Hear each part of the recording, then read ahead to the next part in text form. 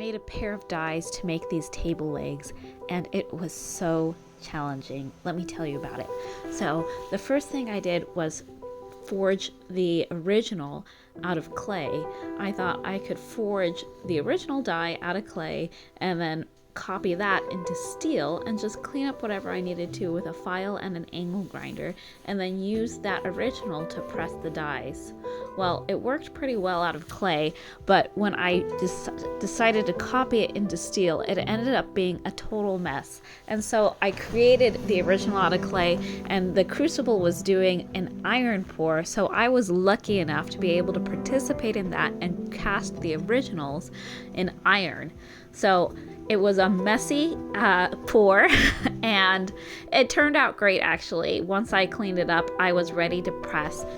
So I got to work with a 3-inch bar of 1045. I squished it down into a rectangular shape, and I can't just squish that die into that big piece of metal.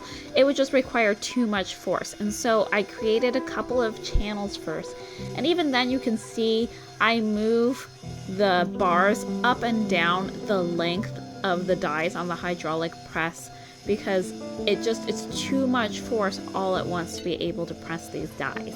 So I got the dies press. I did my first run, and I used that to create a starter die, something to kind of step it down so it's a little easier to press into the final die.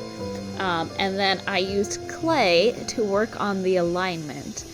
So I would press it in clay, I would move it a bit, I did a lot of testing, and then I'd have to grind it, and then I would test again, and I would grind it, and finally I had something that was close to what I wanted.